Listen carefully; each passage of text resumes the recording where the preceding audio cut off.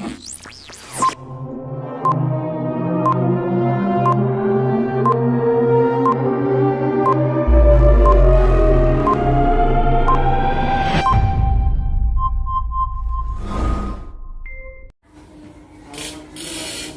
warahmatullahi wabarakatuh. Bertemu lagi dengan saya Sahli Wardana, Guru Usil Indonesia Raya. Bagaimana teman-teman sekalian, masih siap dengan belajar di rumah? Dalam kesempatan kali ini kita akan mencoba membahas tentang bab baru, integral, masih dalam seri pembelajaran kalkulus. Perlu kita ketahui sebenarnya bahwa integral ini lebih dulu ditemukan daripada diferensial bab sebelumnya. Namun untuk mempelajarinya akan lebih mudah bagi kita kalau kita mempelajari diferensial terlebih dahulu. Apa saja yang akan kita bahas dalam integral? Mari kita simak video berikut ini.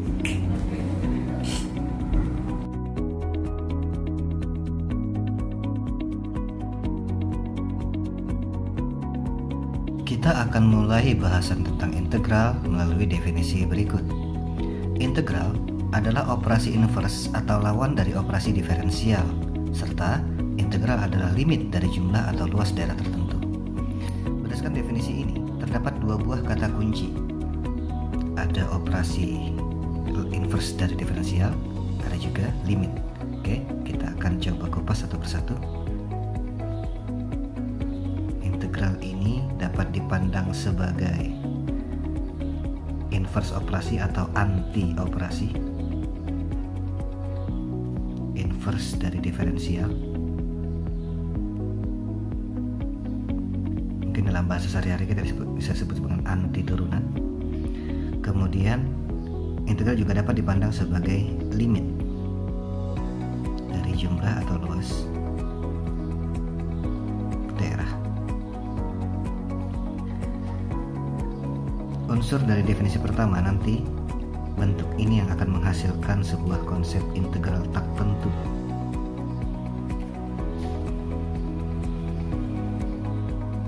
Sedangkan integral sebagai limit jumlah atau luas nanti akan melahirkan sebuah konsep integral tertentu.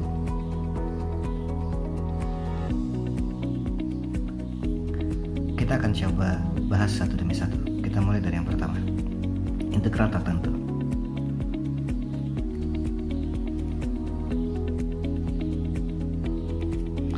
Integral tertentu ini lahir dari lawan operasi atau anti operasi diferensial atau anti turunan. Karena mereka saling berkebalikan operasi, maka ada sifat-sifat operasi yang juga saling berkebalikan. Ilustrasinya kira-kira begini. Jika kita memiliki fungsi f yang jika diturunkan akan menjadi fungsi f aksen x, lihat bahwa proses perubahan dari bentuk sebelah kiri menuju sebelah kanan diubah oleh operasi diferensial. Maka sebaliknya, dari bentuk yang dari sebelah kanan menuju sebelah kiri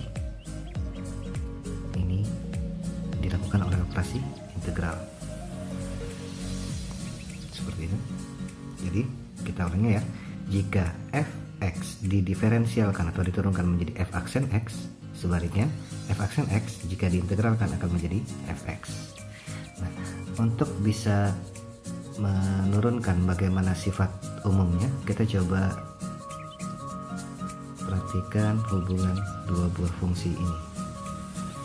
Jika kita memiliki fungsi fx sebagai 3x berpangkat 4, maka hasil turunannya seperti pertemuan yang lalu bahwa 4 pangkat yang lama ini maju ke depan menjadi pengali dari koefisien 4 dikali 3. Pangkat yang baru adalah pangkat yang lama dikurangin 1, sehingga 3x berpangkat 4 ketika diturunkan menjadi 12x berpangkat 3, sebaliknya 12x berpangkat 3 diintegralkan akan menjadi seperti ini.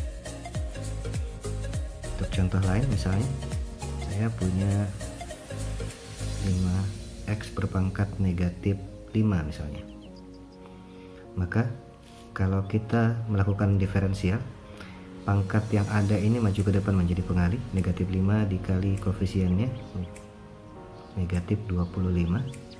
Kemudian variabel memiliki pangkat baru, yakni pangkat yang lama dikurangi 1, negatif 5 dikurangi negatif 1 dikurangi 1, seperti ini. Sehingga jika kita memiliki negatif 25, X berpangkat negatif 6, ketika diintegralkan maka hasilnya akan seperti ini. Semoga cukup jelas ya. Sekarang mari kita fokus ke bentuk seperti ini. Misalnya saya punya 7X ditambah 11, ada juga 7X dikurang 3 misalnya, kemudian misalnya 7X ditambah 1000, 7X dikurang 900 misalnya, 7X ditambah 81. Oke, dari 5 buah fungsi ini, fungsi yang pertama jika diturunkan ada 2 suku, 7X diturunkan menjadi pangkat yang ada pangkat 1 dikali 7, 7. Kemudian pangkat yang baru adalah pangkat yang lama, 1 itu dikurang 1, sehingga X nya berpangkat 0, sehingga 7 itu merupakan konstanta.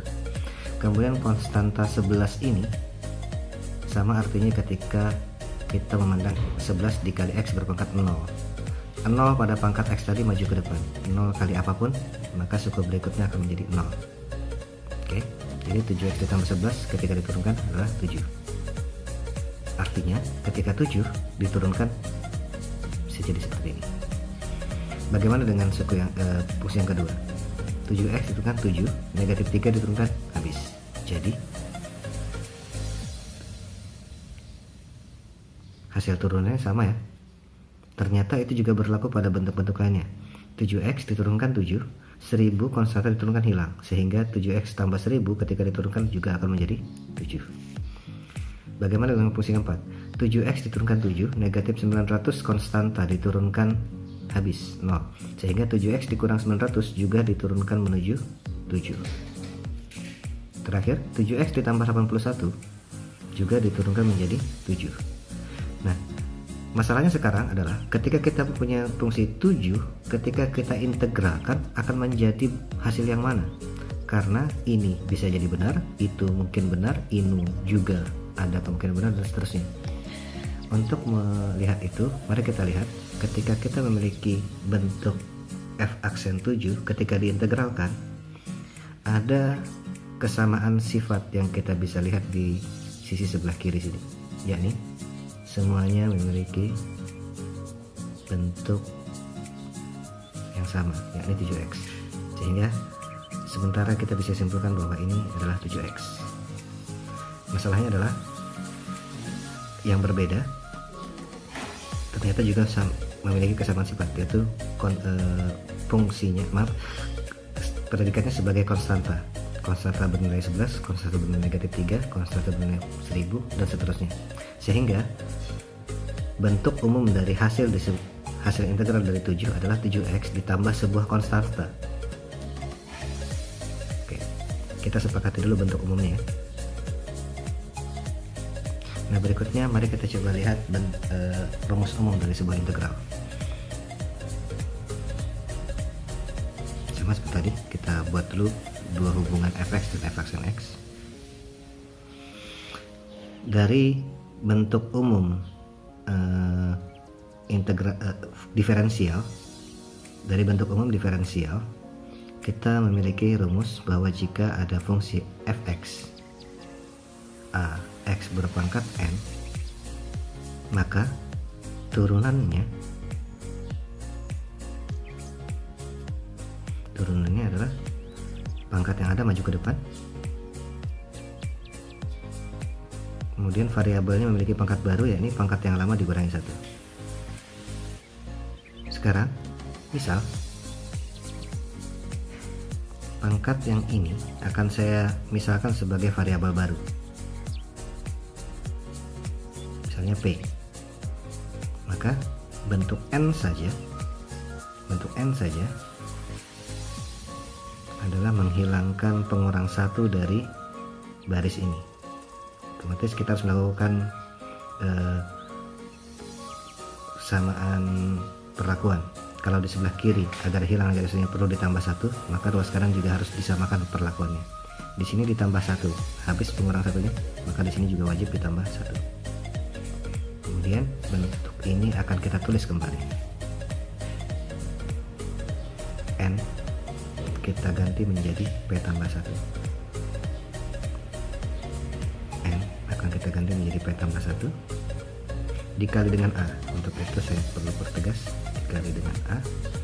Pangkat yang N dikurang 1 akan kita ganti dengan P. Berikutnya dari dua buah hubungan ini, dari dua bentuk ini merupakan satu hubungan, sama-sama diberi perlakuan yang sama, yaitu sama-sama dibagi dengan P plus 1.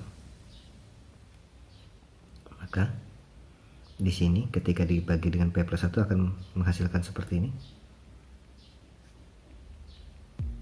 Sedangkan ini ketika dibagi P plus 1 akan tinggal seperti ini saja. Sehingga kita punya bentuk umum, yakni jika kita punya bentuk A X berpangkat P, maka hasil integralnya adalah seperti ini. Oke, kita akan coba simpulkan.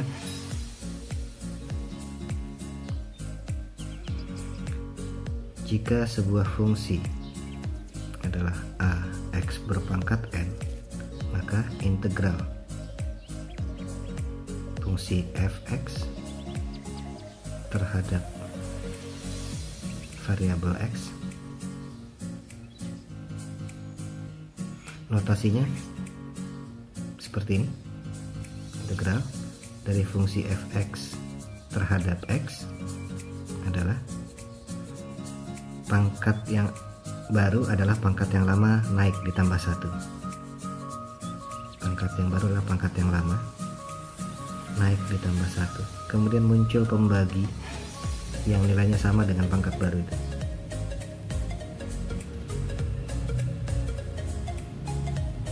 Kemudian sesuaikan koefisiennya. Dan kalau kita lihat di sini bentuknya adalah sifatnya adalah integral fungsi apapun, maka ketika diintegralkan akan menghasilkan unsur penambah sebuah konstanta. Kalau begitu di sini juga harus tambahkan sebuah konstanta. Oke. Berikutnya akan kita gunakan bentuk umum tadi untuk menyelesaikan masalah ini. Diketahui fungsi f(x) sama dengan 4x berpangkat 3 dikurang 5x berpangkat 2 ditambah 7x dikurang 6. Kemudian tentukan hasil integral fungsi itu terhadap x. Oke, kita coba jawab. Maka kalau permintaannya adalah integral dari fungsi f(x) terhadap x, kita bisa tuliskan seperti ini. Kita ganti f(x) nya 4x berpangkat 3 dikurang 5x berpangkat 2 ditambah 7x dikurang 6 terhadap x. Artinya setiap suku kita lakukan proses pengintegralan masing-masing. Suku pertama awalnya x berpangkat 3 naik artinya pangkat itu ditambah 1. Karena pangkatnya baru saja naik, muncul pembagi dengan pangkat yang baru itu saja. Sesuaikan koefisiennya. Suku berikutnya x berpangkat 2 diintegralkan naik ditambah 1, muncul pembagi pangkat yang baru. Sesuaikan. Lanjut. X berpangkat 1 diintegralkan ditambah 1, muncul pembagi pangkat yang baru. Ini X berpangkat 0 diintegralkan berarti naik ditambah 1, muncul pembagi. Sesuaikan. Setelah semua suku sudah diintegralkan, bentuk umumnya adalah ditambah sebuah konstanta. Sederhanakan sekarang. Nilai ini sama kan? Berarti 4 dibagi 4 habis, tinggal suku pertama tinggal x pangkat 4 saja. 5/3 x berpangkat 3 ditambah 7/2 x dipangkat 2, 6 bagi 1 tetap 6 ditambah c. Cukup mudah bukan? Kita coba contoh yang lain. Bagaimana jika ini? Tentukan hasil dari integral 8/a berpangkat 5 terhadap a. Oke, jawab. Integral dari 8 dibagi a berpangkat 5 terhadap a Sama seperti waktu kita menyelesaikan bentuk turunan, maka bentuk ini harus kita sesuaikan dengan bentuk umumnya. Dalam bentuk umum, variabel itu adalah sebagai pengali. Di sini masih pembagi, untuk itu kita ubah dulu. Mengubah posisi dia sebagai pembagi menjadi pengali atau sebaliknya berakibat berubahnya pangkat menjadi lawannya. Maka variabel itu memiliki pangkat dari lawan dari nilai ini terhadap A. Untuk bentuk seperti ini sudah sama dengan bentuk umum rumus, sehingga bisa kita lakukan. Pangkat yang lama diintegralkan berarti naik ditambah 1. Ketika pangkatnya sudah naik, muncul pembagi yang pangkat baru itu sendiri. Sesuaikan koefisiennya. Sudah selesai, berarti ditambah C. Ingat, dalam fungsi ini A nya variabel, C konstanta. Kita sederhanakan. Negatif 5 tambah 1, dan kebetulan masih bisa disamakan. Biasanya bentuk ini sudah bisa dianggap selesai, namun akan lebih baik ketika kita menyesuaikan hasil akhir tampilan ini dengan bentuk soal awalnya. Bentuk soal awal adalah variabel berpangkat positif. Kalau begitu kita ubah pangkat negatif ini menjadi pangkat positif. Konsekuensinya, maka posisi dia sebagai pengali harus berubah menjadi sebagai pembagi. Seperti ini. Oke. Sekarang bagaimana kalau bentuk akar?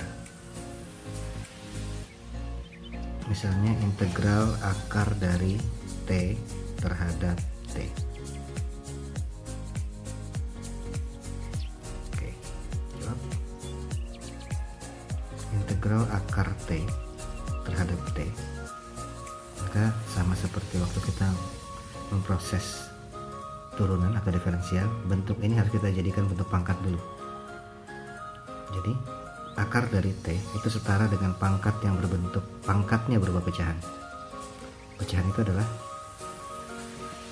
sekian per sekian apa yang terlibat di sini.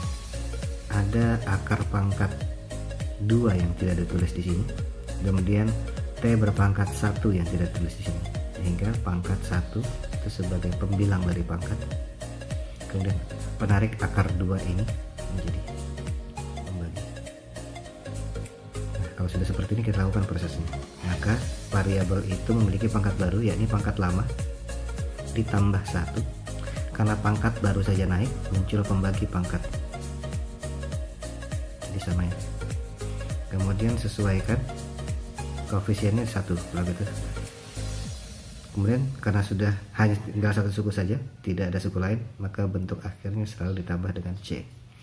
Langkah berikutnya tinggal menyederhanakan bentuk ini. Ada operasi penjumlahan yang melibatkan pecahan, maka yang dilakukan selanjutnya adalah menyamakan penyebutnya.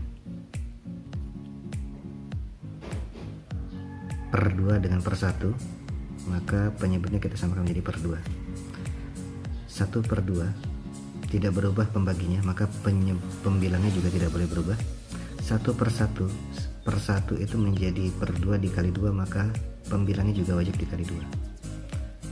Biasanya untuk memproses berpikirnya hanya bagian satu tempat, karena di bagian bawahnya akan sama persis. Tinggal di copy paste saja.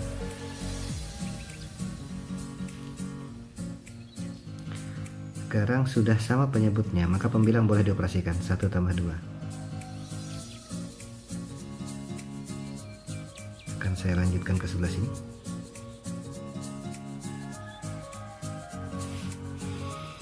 Untuk bentuk seperti ini, ada sebuah koefisien 1 dibagi dengan sebuah pecahan, maka bisa kita pandang sebagai koefisien 1 tadi dikali dengan kebalikan pecahan ini. 1 dikali dari kebalikan pecahan tadi. Kemudian pangkat yang berupa bentuk pecahan akan kita kembalikan sesuai dengan bentuk soal, yaitu bentuk akar. Maka akan ada bentuk akar seperti ini. Tinggal kita sesuaikan tempatnya. 3 itu pada pembilang pada pangkat, sehingga dia akan menjadi pangkat di sini. Per 2 itu adalah penarik dari akar sini. Akar pangkat 2 biasanya tidak ditulis. Jadi 1 kali 2/3 tetap 2/3 akar pangkat 2 dari T berpangkat 3 plus C. Oke, baik, selanjutnya kita akan coba menyelesaikan masalah yang melibatkan penentuan nilai konstanta. Sebelumnya sempat kita singgung di depan bahwa nilai C atau konstanta yang selalu muncul dalam proses pengintegralan itu dapat ditentukan jika ada informasi tambahan. Contohnya dalam kasus berikut ini, kita diminta menentukan fungsi fx jika diketahui sebuah persamaan gradien garis singgung seperti ini. Kemudian kurva y sama dengan fx tadi melalui sebuah titik. Oke, ingat selalu ketika kita menghadapi masalah, tentukan permintaan akhir dari masalah itu atau soal itu. Soal meminta kita fungsi fx. Kemudian kita coba lihat apa yang kita punya dalam soal. Dalam soal kita punya persamaan gradien. Nah, kita coba ingat waktu materi diferensial, waktu materi bab lalu, bahwa ketika sebuah fungsi diturunkan itu akan menjadi persamaan diferensial. Artinya kalau kita balik prosesnya, ketika kita memiliki persamaan gradien, maka kita bisa mengintegralkannya menjadi fungsi fx tadi. Jadi secara ilustrasi kira-kira begini, fx ketika diturunkan akan menjadi sebuah persamaan gradien. Ini proses diferensial. Sedangkan sebaliknya, kita bisa mengintegralkan persamaan gradien sehingga kita bisa mendapatkan persamaan kurva atau persamaan fx tadi. Kira-kira begitu, sehingga fx yang diminta oleh soal itu adalah integral dari m terhadap variabelnya x. Oke, kita masukkan bagaimana persamaan gradiennya. 4x dikurang 5 terhadap x. Masing-masing suku sudah sederhana, masing-masing suku bisa kita integralkan. 4x, x berpangkat 1 naik langsung menjadi pangkat 2. Karena pangkatnya baru saja naik, muncul pembagi. Sesuaikan koefisiennya. Selesai untuk suku pertama, kita lanjut ke suku berikutnya. 5 tidak punya variabel atau x berpangkat 0. Ketika diintegralkan muncul variabel berpangkat 1. Pangkat 1 muncul per 1. Pangkat 1 dan per 1 boleh tidak ditulis. Sesuaikan ini. Kemudian ingat bagian akhir selalu muncul proses tambah konstanta. Saya lengkapi ruas kiri. Nah, informasi tambahan yang saya maksud adalah jika kurva itu melalui titik 3, 11. Ini artinya ketika kita substitusi absisnya 3, maka ordinatnya akan bernilai 11 melalui 3,11. Artinya kita substitusi y nya atau fx nya 11 di sini. 4/2 kita bisa sederhanakan ya, menjadi 2 saja. X nya kita substitusi 3 berkuadrat dikurang 5 kali variabelnya 3 ditambah konstanta. Kita selesaikan prosesnya. 11 ada perkalian, ada perpangkatan. Dahulukan perpangkatan. 3 pangkat 2 bernilai 9. 9 itu dikali 2 dikurang 15 ditambah C 3, sehingga C nya sama dengan kurang 3. Nah, ketika kita sudah mendapatkan ini, kita tinggal simpulkan bahwa y atau fx itu sama dengan ini, tulis kembali bentuknya sederhananya, 2x kuadrat dikurang 5x ditambah konstanta. Konstantanya bernilai 8 positif, sehingga di sini tambah. Ketika nanti konstantanya bernilai negatif, langsung saja operasi kurang di sini. Baik, tidak sulit bukan? Selamat mencoba latihannya.